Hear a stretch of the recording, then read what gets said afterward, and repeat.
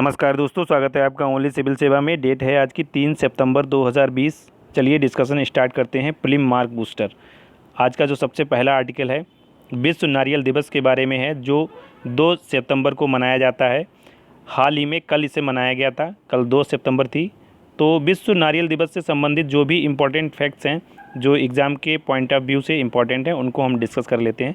सबसे पहले इसकी शुरुआत की गई थी 2009 में, और इसको मनाया जाता है एपीसीसी की याद में। मतलब कि एपीसीसी का जब गठन किया गया था उसके याद में या उसको सेलिब्रेट करने के लिए यह दिवस मनाया जाता है। लोगों को नारियल की इम्पोर्टेंस के बारे में पता चले, इसलिए यह दिवस मनाया जाता है। अगर बात की जाए एपीसीसी की, तो ये एशिया पैसिफिक कोकोनट काउंसिल है। और इसका काम क्या है? इसका काम है एशिया प्रशांत क्षेत्र के लिए जो संयुक्त राष्ट्र की आर्थिक और सामाजिक आयोग है, उसके तहत ये काम करता है। यहाँ पर देखिए आप, यूएन इको सॉक, ठीक है, यानी यूनाइटेड नेशन की जो इकोनॉमिक और सोशियो एशिया पैसिफिक के लिए एक आर्म है, उसके तहत ये काम करता है। एपीसीसी में 18 सदस्य हैं और भारत भी इसका सदस्य है। यह एक अंतर सरकारी संगठन है जो कि नारियल विकास से संबंधित गतिविधियों को बढ़ावा देता है। हमने डिस्कस किया विश्व नारियल दिवस जो मनाया जाता है, यह एपीसीसी के द्वारा मनाया जाता है। और यानी इसका मुख्यालय अगर बात की जाए तो कहाँ है? इंडोनेशिया के जकार्ता में है। यहाँ पर कुछ अन्य पॉइंट्स दिए हुए हैं नारियल से संबंधित, उनको हम देख लेते हैं। देखो, नारियल का जो उत्पन्न क्षेत्र है, मतलब कि नारियल कहाँ से प्रारंभ हुआ, या हम कहें नारियल का मूल स्थान क्या है, तो नारियल के मूल स्थान की अगर बात की जाए तो ये मेलेनेशिया है, जो कि आधुनिक यानी वर्तमान में इंडोनेशिया के रीजन में आता है। तो हम कह सकते हैं कि इंडोनेशिया नारियल का मूल स्थान है। उसके बाद हमने बताया 2 सितंबर को ये मनाया जाता है विश्व नारियल दिवस। हमारे देश में अगर बात की जाए तो केरल, कर्नाटक, सुंदरबन, तमिलनाडु, आंध्र प्रदेश, इन राज्यों में नारियल का उत्पादन किया जाता है। और इस बार की जो थीम थी, दुनिया को बचाने के लिए नारियल में निवेश करें। और वैश्विक रूप से अगर बात की जाए नारियल के उत्पादन की, तो इंडोनेशिया पहले स्थान पर है, फिलीपींस दूसरे स्थान पर है और भारत तीसरे स्थान पर है। तो ये तीनों रैंकिंग आपको याद रखनी है। ये 2017 के आंकड़े हैं जो कि वर्ल्ड स्टेटस से लिए गए हैं। इसको आपको ध्यान रखना है, इम्पॉर्टेंट है। नारियल के उत्पादन से संबंधित क्वेश्चन एग्जाम में पूछा जा सकता है। चलते हैं आगे नारियल विकास बोर्ड के संबंधित कुछ फैक्ट्स दिए हुए हैं। नारियल विकास बोर्ड की अगर बात की जाए तो इसकी स्थापना की गई थी 1981 में, और यह कृषि मंत्रालय के तहत यानी एग्रीकल्चर मिनिस्ट्री के तहत ये काम करता है। यह एक वैधानिक निकाय है। इसको एक एक्ट के तहत बनाया गया है 1981 में। इसका काम क्या है? इसका काम है भारत में नारियल उत्पादन को बूस्ट करना और नारियल उत्पादन से संबंधित जो भी एक्टिविटीज़ होती हैं उनको मॉनिटर करना। हमारे देश की अर्थव्यवस्था में अगर बात की जाए नारियल के योगदान की, तो 10% से अधिक योगदान करता है नारियल हमारे देश की जीडीपी में, निर्यात में, एक्सपोर्ट में। एक्सपोर्ट जितना होता है उसमें 10% से अधिक का योगदान करता है ताज़ा नारियल। उसके बाद अगर बात की जाए सबसे अधिक एक्सपोर्ट हम किस रीजन को करते हैं, तो हम गल्फ़ कंट्रीज़ जो हैं उनको हम नारियल का या नारियल के प्रोडक्ट्स का सबसे अधिक निर्यात करते हैं, जो कि कुल निर्यात का 63% होता है। अगर बात की जाए भारत से, तो भारत नारियल के गोले से बने सक्रिय कार्बन का भी निर्यात करता है। ठीक है, यहाँ पर आप देख सकते हैं इसको। चलते हैं आगे। अगला जो आर्टिकल है हमारा ग्लोबल इनोवेशन इंडेक्स के बारे में है। इसमें WIPO यानी वर्ल्ड इंटेलेक्चुअल प्रॉपर्टी ऑर्गेनाइजेशन के द्वारा यह इंडेक्स पब्लिश किया गया है, और इसमें भारत की जो रैंकिंग आई है वो 48वें स्थान पर रहा है भारत। पहले हम ये जान लेते हैं कि यह इंडेक्स कौन पब्लिश करता है, उसके बाद हम जो इम्पोर्टेंट रैंकिंग है उनको भी जानेंगे। अगर बात की जाए इस बार की थीम की, तो इस बार की थीम है हु विल फाइनेंस इनोवेशन। इसका हिंदी में अगर अर्थ की बात की जाए कि वह कौन होगा जो इनोवेशन के लिए फाइनेंस करेगा या फंडिंग करेगा। इस इंडेक्स को world intellectual property organisation, Cornell university और इंसीड बिजनेस स्कूल के साथ मिलकर तैयार करते हैं। यानी 3 एंटिटी जो हैं इसको तैयार करती हैं, वर्ल्ड इंटेलेक्चुअल प्रॉपर्टी ऑर्गेनाइजेशन और 2 जो कार्नेल यूनिवर्सिटी और इंसीड। इसके बाद अगर बात की जाए कुछ इंपॉर्टेंट रैंकिंग की, तो स्विट्ज़रलैंड को पहला स्थान प्राप्त हुआ। इंपॉर्टेंट है, देखो कोई भी इंडेक्स जब हम पढ़ते हैं तो PSC या UPSC की रिकॉर्डिंग, UPSC में तो यह पूछा जाता है कि मतलब कि इस टाइप के क्वेश्चन पूछ जाते हैं कि यह रैंकिंग या यह इंडेक्स किसके द्वारा पब्लिश किया जाता है। लेकिन पीएससी में यहाँ पर क्वेश्चन थोड़ा सा चेंज हो जाता है, उसमें फर्स्ट रैंकिंग या इंडिया की रैंकिंग भी पूछ ली जाती है। तो इस रैंकिंग में स्विट्ज़रलैंड को प्रथम स्थान प्राप्त हुआ है, उसके बाद स्वीडन, अमेरिका, ब्रिटेन और नीदरलैंड का स्थान आता है। जिन देशों ने सुधार किया है उनमें भारत, फिलीपींस, वियतनाम जैसे देश शामिल हैं और भारत की रैंकिंग हम डिस्कस कर चुके हैं, 48वें स्थान पर है। उसके बाद ऐसा पहली बार हुआ है कि भारत टॉप 50 में पहुंचा है।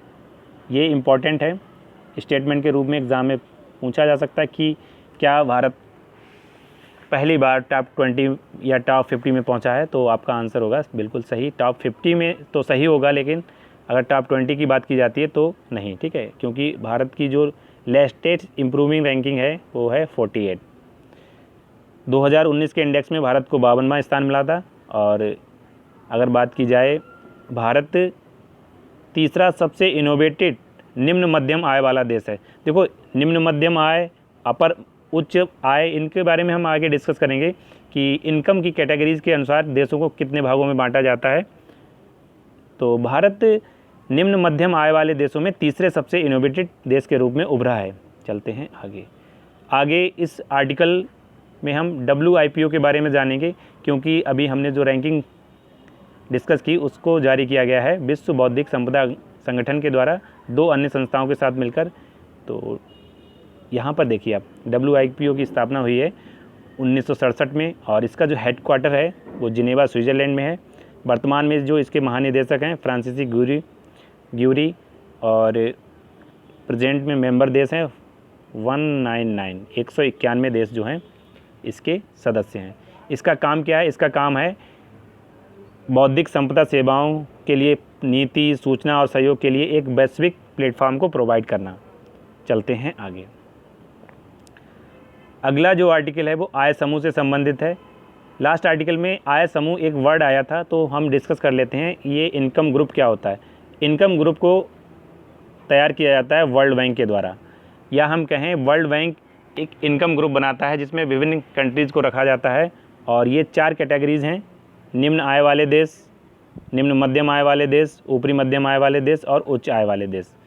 निम्न आय वाले देशों में क्या होता है, $1025 तक जिनकी आय है प्रति व्यक्ति या उससे कम, तो उसे रखा जाता है निम्न आय वाले देशों में।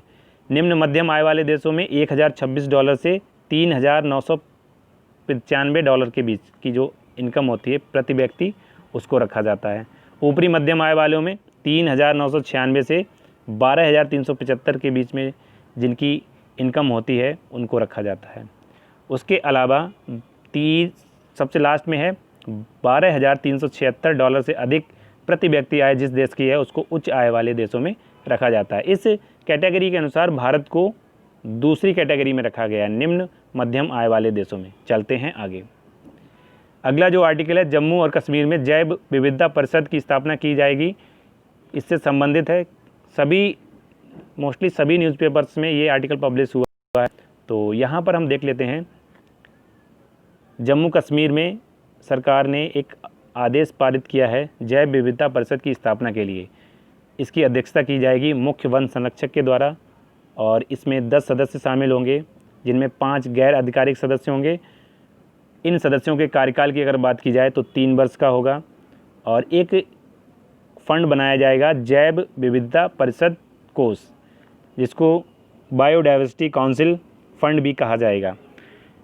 यह परिषद राष्ट्रीय जैव विविधता प्राधिकरण के साथ मिलकर काम करेगी और जम्मू कश्मीर केंद्र शासित प्रदेश के अधिकार और जैव विविधता से संबंधित जो भी एक्टिविटीज़ होंगी उनको मॉनिटर करेगी। इसके बाद हम जान लेते हैं राष्ट्रीय जैव विविधता प्राधिकरण। राष्ट्रीय जैव विविधता प्राधिकरण को स्थापित किया गया था 2003 में। एक एक्ट था जैव विविधता अधिनियम 2002, इसके तहत इसे स्थापित किया गया था। कब? 2003 में। अगर बात की जाए इसके हेडक्वार्टर की, तो इसका हेडक्वार्टर चेन्नई में। इंपॉर्टेंट है, काफ़ी सारे एग्जाम में ये क्वेश्चन पूछा गया है कई बार कि राष्ट्रीय जैव विविधता प्राधिकरण का हेडक्वार्टर कहाँ है, तो सिंपली आंसर होता है चेन्नई। इसके अलावा 1992 में भारत द्वारा जैव विविधता पर जो कन्वेंशन हुआ था उस पर हस्ताक्षर किए गए थे, यानी CBD, कन्वेंशन ऑन बायोडाइवर्सिटी 1992, 99 बोल दिया था, 1992। देखो इस कन्वेंशन के अकॉर्डिंग क्या है, जैविक संसाधनों के सतत उपयोग, संरक्षण, जैविक संसाधनों के उपयोग, न्याय संगत साझाकरण, ये विभिन्न जो कह सकते हैं हम कि जैविक संसाधनों का किस प्रकार से यूटिलाइज किया जाए, इसके लिए एक कन्वेंशन है CBD, कन्वेंशन ऑन बायोडाइवर्सिटी। उसी के तहत कुछ यहाँ पर देखिए 1992 में क्या हुआ था, रियो डी जेनेरो जो कि ब्राज़ील में है, अर्थ समिट हुई थी, यानी पृथ्वी शिखर सम्मेलन हुआ था।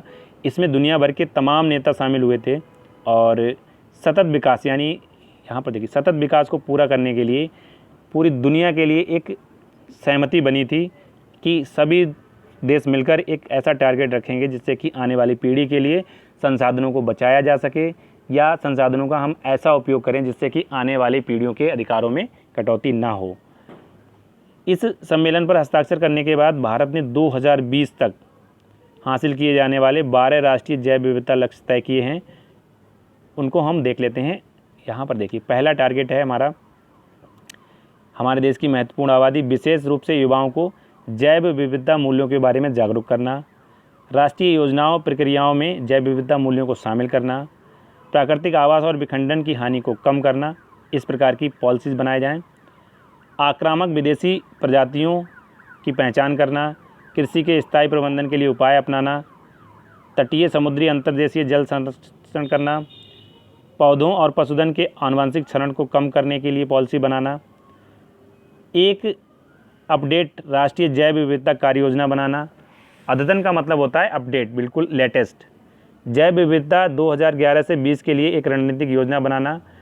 देखो जैव विविधता दशक पूछा जा सकता है, 2011 से 2020 के बीच का जो दशक था उसको जैव विविधता दशक भी कहा जाता है। इसके बाद में है पारिस्थितिकी तंत्र सेवाओं की पहचान करना, राष्ट्रीय पहल का निर्माण करना और समुदायों को पारंपरिक ज्ञान में शामिल करना। ये 12 टारगेट हैं भारत के। देखो ये सब आपको याद रखने की आवश्यकता नहीं, बस एक बार हमने डिस्कस कर लिया, जिससे कि अगर ये पूछा जाए कि भारत के कितने राष्ट्रीय जैव विविधता लक्ष्य हैं तो आप आसानी से ये तो गैस कर सकें कि 12 हैं। ठीक है, चलते हैं आगे यहाँ पर आईची लक्ष्य से संबंधित कुछ डेटा दिया हुआ है। आईची लक्ष्य क्या है? आईची लक्ष्य भी कन्वेंशन ऑन बायोडाइवर्सिटी से ही निकले हैं। यहाँ पर देखिए इनको 6 कैटेगरीज में बांटा गया है, A, B, C, D और E, सॉरी 5 हैं, एक मिनट सॉरी। पहले में क्या है 5 कैटेगरीज हैं और टोटल आईची लक्ष्य कितने हैं 20 हैं। यहाँ पर आप देख सकते हैं, ठीक है, इंक्रीज कन्वेंशन 20।